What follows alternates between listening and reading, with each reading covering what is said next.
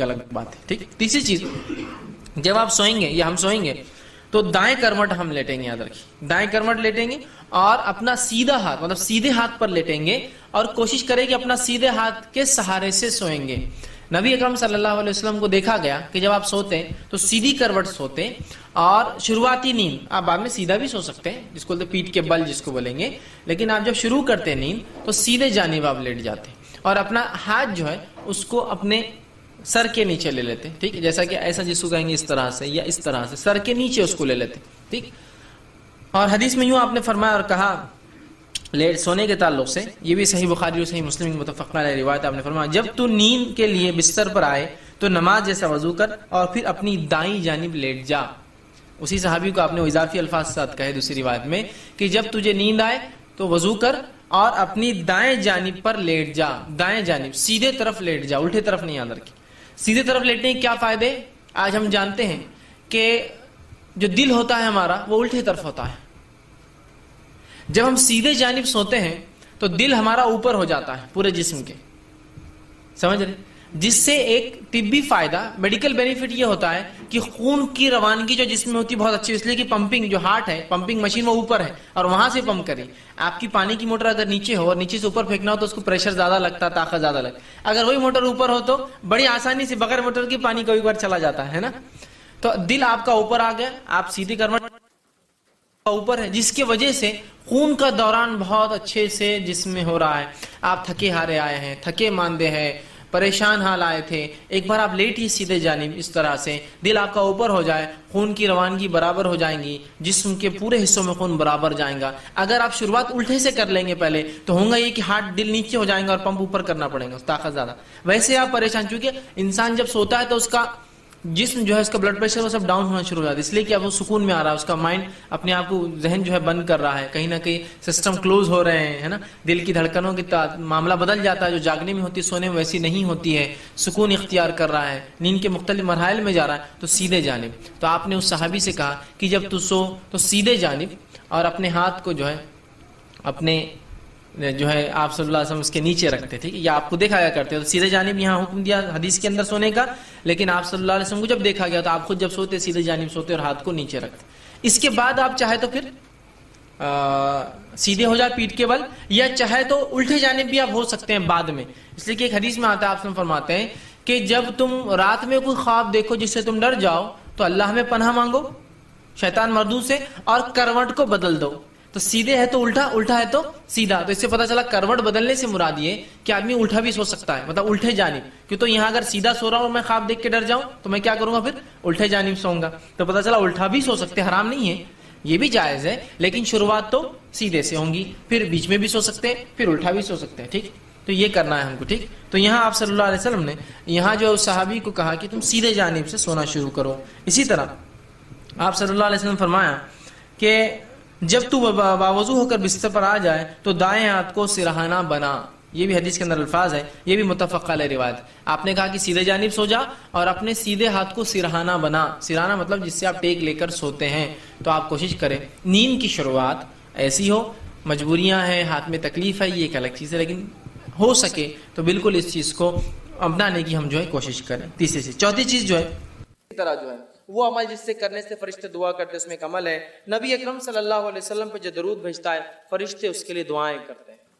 نبی اکرم صلی اللہ علیہ وسلم جو درود بھیجتا ہے، مسند احمد کی روایت ہے جو عبداللہ بن عمر رضی اللہ عنہ اس کے راوی اور کہتے ہیں، فرماتے ہیں جس شخص نے رسول اللہ صلی اللہ علیہ وسلم پر ایک مرتبہ درود پڑھا اللہ تعالیٰ اس کے فرشتے اس پر 70 مرتبہ درود بھیجتے ہیں.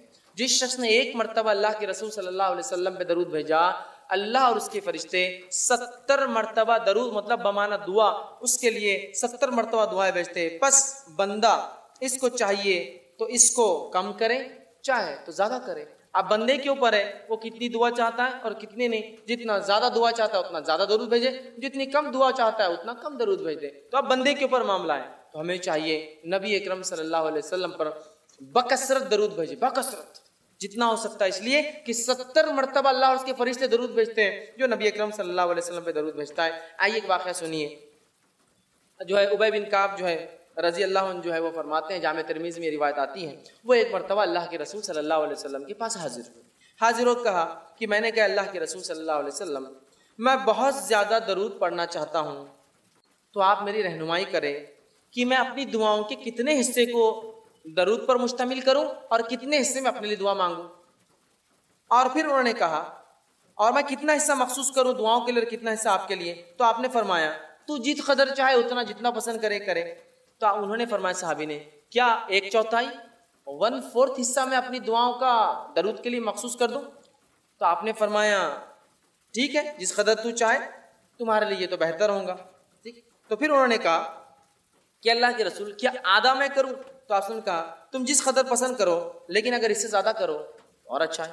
پھر انہوں نے کہا کہ اللہ کے رسول صلی اللہ علیہ وسلم 2/3 2/3 میں اگر دعائیں کروں، مطلب درود بھیجو اور باقی دعا؟ تو آپ نے فرمایا تم جس قدر پسند کرو، حصہ مخصوص کرو گے، لیکن جتنا زیادہ کرو گے تمہارے لیے ٹھیک ہوگا۔ تو انہوں نے فرمایا کہا اے اللہ کے رسول میں اپنی دعا کے بجائے صرف آپ پہ درود ہی بھیجتا ہوں، اب کیونکہ آپ نے پاؤ کہا تو آپ نے کہا زیادہ کرے تو بہتر ہے، میں نے آدھا کہا تو آپ نے کہا زیادہ کرے تو بہتر ہے، میں نے 2/3 کہا تو آپ نے کہا زیادہ کرے تو بہتر ہے، اب میں کیا کرتا ہوں صرف آپ پہ درود بھیجتا ہوں۔ تو آپ نے فرمایا کہا تو پھر تو تمہارے غموں کی کفایت کی جائیں گی۔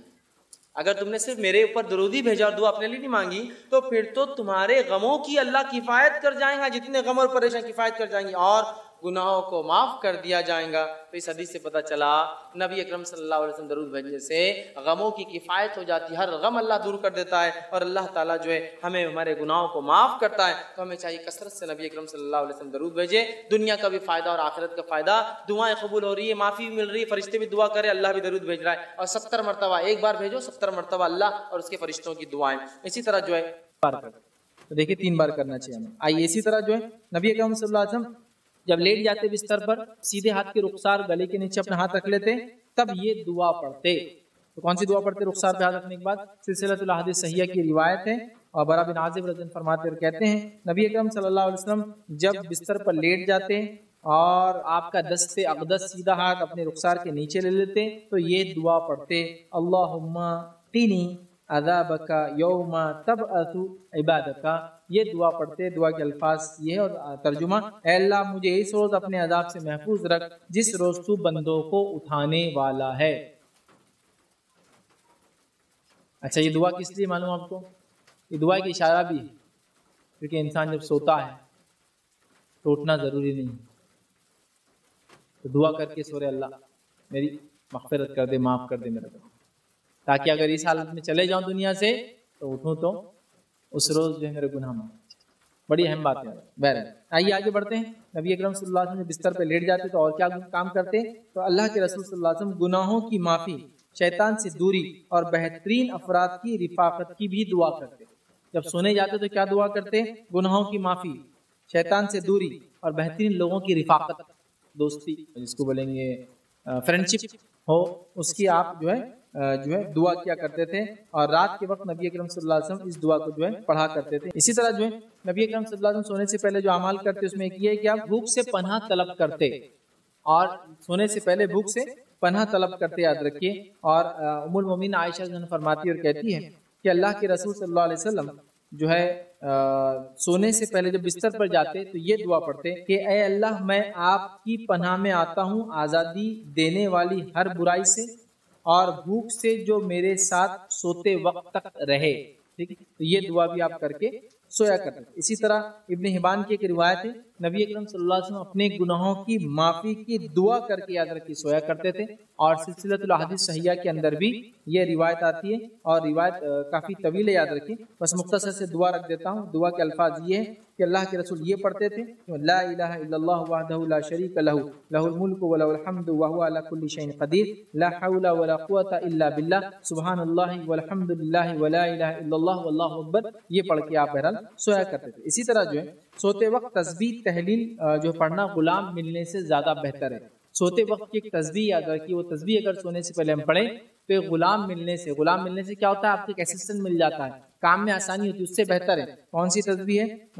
کافی لمبے الفاظ ہیں، حدیث کے میں وہ حدیث کے پورے الفاظ نہ رکھتے ہوں، آپ کو وہ تسبیح بتا دیتا ہوں۔ الفاظ یہ ہے کہ حضرت فاطمہ گئی اور اپنے والد سے کہا کہ ابا جان کچھ غلام آئے ہیں آپ کے پاس، ہمیں تحفتاً دے دیں۔ تب نبی اکرم صلی اللہ علیہ وسلم فرمائے غلام پانے سے زیادہ تمہارے لیے بہتر ہے کہ تم سونے سے پہلے کیا کرو؟ 34 بار اللہ اکبر، سبحان اللہ 33 بار، اور پھر الحمدللہ 33 بار۔ نماز کے بعد جو تسبیح پڑھتے ہیں وہ الگ، اور سوتے وقت کی تسبیح الگ ہے۔ نماز کے بعد کی تسبیح 33 بار سبحان اللہ، 33 بار الحمدللہ، 33 بار اللہ اکبر، اور آخر میں لا الہ الا اللہ وحدہ لا شریک لہ لہ الملک و لہ الحمد وہو علی کل شیء قدیر، یہ ہوتی 100، یہ ہے نماز کے بعد۔ لیکن سونے سے پہلے کی تسبیح کیا ہے؟ 34 بار اللہ اکبر، 33 بار سبحان اللہ اور 33 بار الحمدللہ، ہوئے 100، ٹھیک ہے؟ یہ پڑھ کے سنا ہے، غلام ملنے سے زیادہ بہتر ہے۔ تو اللہ کے رسول نے حکم دیا، اور حضرت فاطمہ حضرت علی دونوں یہ تسبیح پڑھا کرتے تھے، یاد رکھیں۔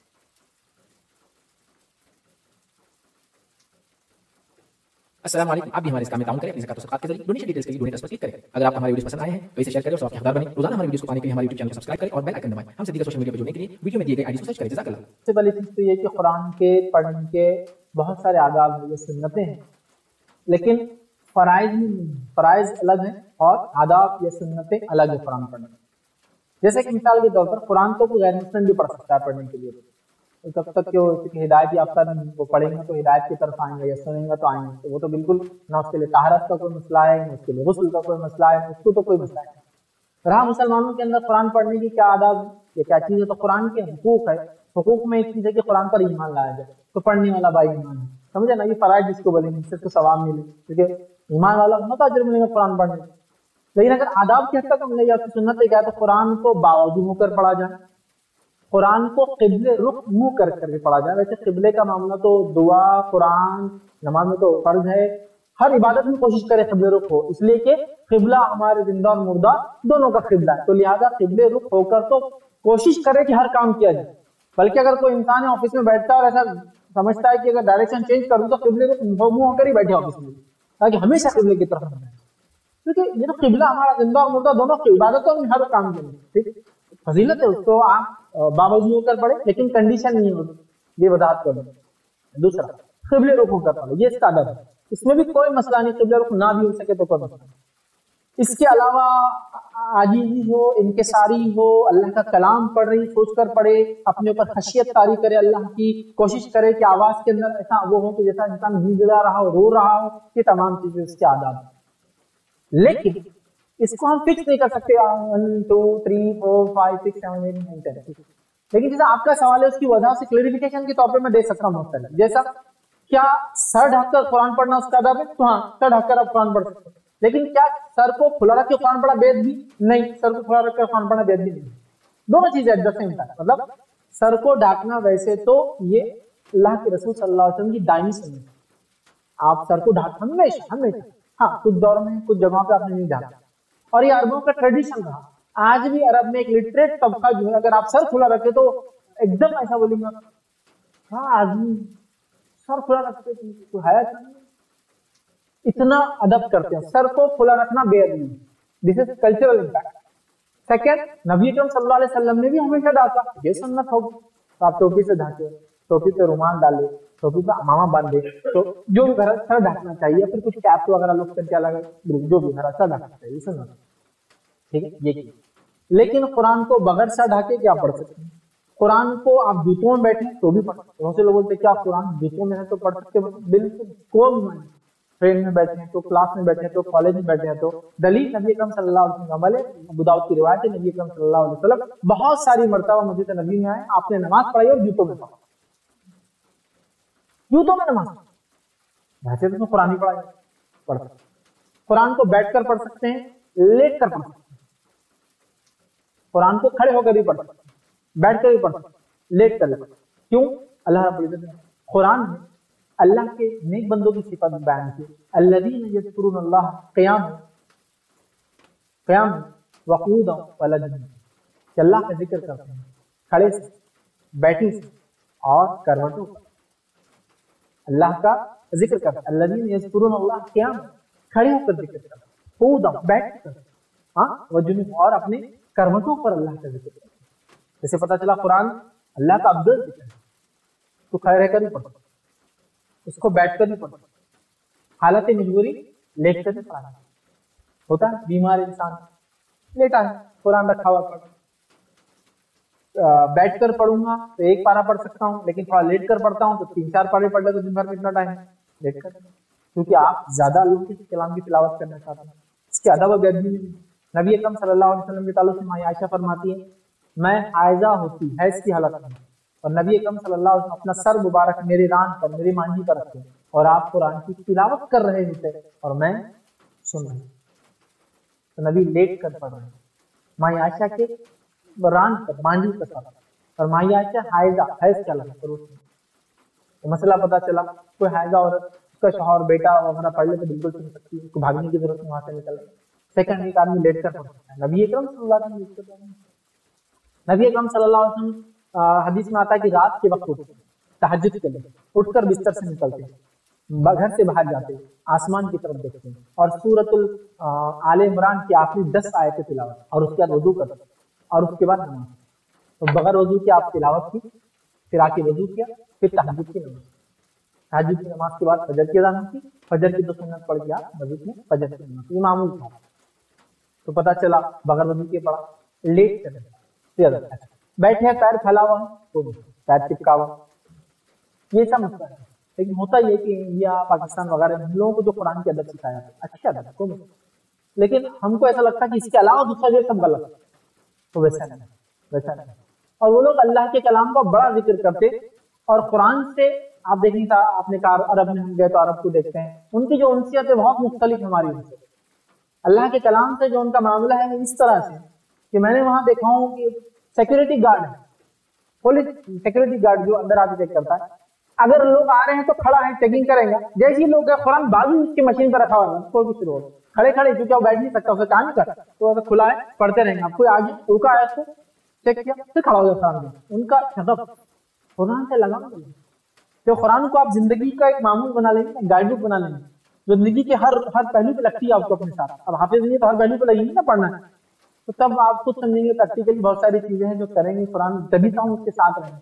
صحابہ وغیرہ کا معاملہ یہ تھا، وہ ایسی قوم تھی جن لوگوں کو حافظہ بہت تیز ہوا کرتا تھا، اور اس زمانے میں حال بھی یہ تھا کہ عربوں کو اپنے امی ہونے پر ناز تھا، عرب کو امی کہتے تھے، امی کا معنی ہوتا ہے ان پڑھ، ناخواندہ، پڑھا لکھا نہیں، فخر سے بولتے تھے۔ آپ کو لگتا ہے کہ وہ قوم میں تھا فخر سے میں پڑھا لکھا نہیں، تم سب میں جاہل ہو، پڑھنا لکھنا نہیں آتا میرے کو بیٹا، پاگل ہے، فخر کی بات کیا ہے، پڑھا لکھا نہیں۔ لیکن ان کے لیے پڑھنا نہیں لکھنا نہیں آتا بولنا فخر کی بات کیوں تھی؟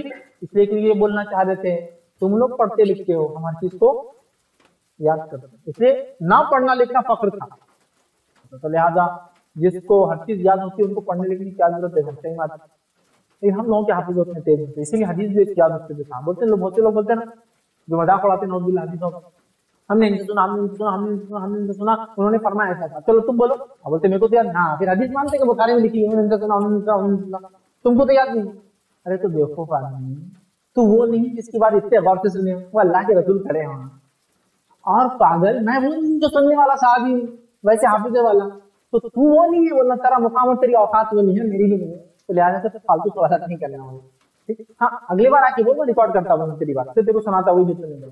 صحابہ کے حالات ویسے تھے، ریکارڈر جیسے تھے، ہر بات جو نبی کے ذہن سے زبان سے نکل رہی ہے، اور ہوتا ہے آپ کے گھر میں کسی کا انتقال ہو اور وہ جب بات کرے کیسا سنتے آپ، ایک ایک جملہ یاد رکھتے۔ صحابہ ویسے اپنے نبی کی ہر بات نکلنے میں پکڑ لیتے، ایک تو مقام، دوسرا ہوتا حافظ، تیسرا کچھ تو خاص تھے، جیسا کہ ابو ہریرہ رضی اللہ عنہ کا اللہ کے رسول مجھے کچھ ایسا دعا دیجیے، آپ جو بولے میں کبھی نہیں۔ تو آپ نے کہا تو چاہتا ابو ہریرہ، ان کو بہت شغف تھا حدیث آتا ہے، تو آپ نے اپنی چادر نکالے کا اس کو اپنے سینے سے لگا دیا، انہوں نے لگا دی، چادر واپس لکھا۔ اب اس کے بعد وہ فرماتے ہیں میں کبھی اللہ کے رسول صلی اللہ علیہ وسلم کو بات بھولے نہیں، اتنا یاد ہے، سمجھ رہا؟ تو بہرحال ان کا شغف ہے اللہ کے کلام، اور شغف کی وجہ سے آپ دیکھیں گے اٹھتے بیٹھتے گاڑیاں چلا رہے ہیں تو برابر چالو ہے، سن رہے ہیں۔ ہمارے پاس دوسرے لوگ یہ کیا طریقہ گاڑی میں بیٹھے کا، یہ کیا طریقہ پیر پھیلا کے بیٹھا، یہ کیا طریقہ ہے پیر ادھر کر کے بیٹھا، یہ کیا طریقہ لیٹ کے پڑا، استغفر اللہ، دیکھو کیسا لیٹا، اس کو تو دل ہو رہا مار ڈالو، وہ تو ہاں بزرگ میں دیکھا تھا کھڑے اور سب کو بلا اپنے وہاں جو حج ٹریننگ میں سکھائے نا، آپ نے بہت نہیں سکھائی، عربوں کا سوال نہیں تھا، اپنے جیسا نہیں لیٹ کے پڑا، کتنی بے حرمتی ہے، بے حرمتی نہیں کر رہا ہے۔ ہاں اس کے آداب ہیں، لیکن آداب کے خلاف جانا کوئی گناہ نہیں، یا وہ ایسا کوئی خلاف ورزی نہیں کرتا، لہٰذا آپ دیکھیں گے جیل میں رکھیں گا، وقتاً پڑھیں گا، مشینوں پہ رکھا ہے پڑھ رہا ہے، ہاتھ لا کے پڑھ رہا ہے، کبھی کوئی چیز سے پڑھ رہا ہے، کبھی کسی کو بول رہا ہے پڑھ کے سنا یار میں ادھر کھڑا ہوا ہوں ادھر پڑھنے کا ٹائم نہیں ہو رہا، تو کوئی اس کو سنا دے رہا ہے، لیٹے سے پڑھ رہا ہے، کھڑے کھڑے پڑھ رہا ہے، بیٹھے بیٹھے پڑھ رہا ہے، جہاں اس کو موقع ملا، گاڑی میں پڑھ رہا ہے، جوتوں کے ساتھ پڑھ رہا ہے، ٹوپی کے ساتھ پڑھ رہا ہے، ٹوپی رومال نہیں ہے کھلے سر سے پڑھ رہا ہے، ٹھیک ہے، سر سے برے بات نکال دیا ویسے پڑھا نکلا ہو پڑھ رہا ہے۔ ہمارے پاس مسئلہ کیا ہے، شیطان نے نہیں پڑھنے کے 100 بہانے لا کے دے دی، एक साहब मुझे बोलने लगे हमारे घर में जो कुरान नहीं पढ़ रहे बहुत दिन से, तो बरकत कम है, नहीं पढ़ रहे।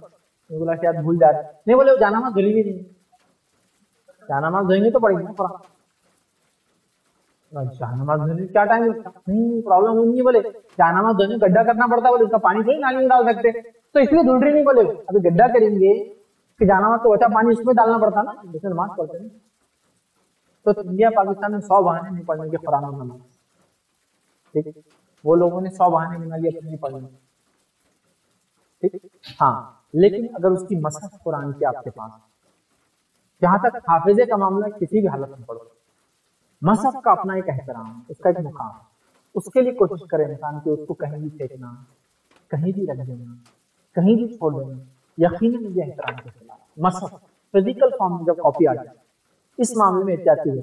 नबी अकरम सल्लल्लाहु अलैहि वसल्लम पढ़ रहे थे, लेकिन आपके पास मसहफ नहीं था, तो आप लेट करते, लेकिन आपके मसहफ तो लेट के हो, लेकिन एहतराम ये नहीं कि आप मसहफ पढ़ रहे तो यहाँ छोड़ दिए, गिर जा रही, कोई चल जा रहा, या मसहफ को जमीन पर रख के आप चले गए, कोई आ जा रहा, किसी का पैर लगने का डर है।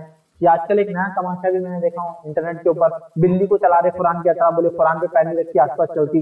अरे बेवकूफ गधो, बिल्ली से तुम क्या कुरान का मौजा लगा रहे, तुम पढ़ो उसको, अमल करो, वो है उसमें। आपको पता कितना रिस्क है, एक बिल्ली को क्या करते, किताब रखते बिल्ली ऊपर से जाती, कुरान रखे तो बागीच जा रही।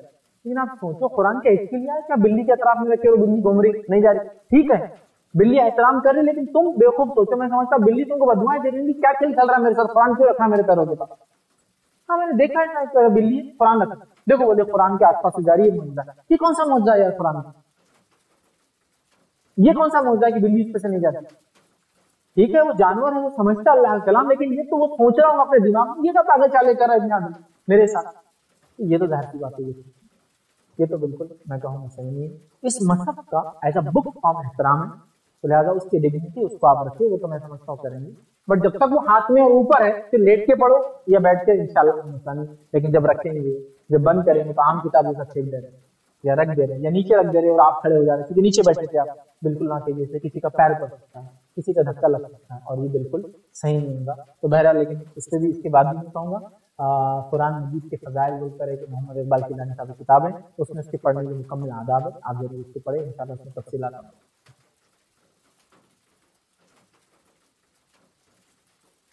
अस्सलाम वालेकुम, आप भी हमारे इस काम में ताउन करें अपनी ज़कात और सदक़ात के जरिए डोनेशन डिटेल्स के लिए डोनेट पर क्लिक करें। अगर आपको हमारे वीडियोस पसंद आए हैं तो इसे शेयर करें और सबके हकदार बनें। रोजाना हमारे वीडियोस को पाने के लिए हमारे YouTube चैनल को सब्सक्राइब करें और बेल आइकन दबाएं। हमसे दीगर सोशल मीडिया पर जुड़ने के लिए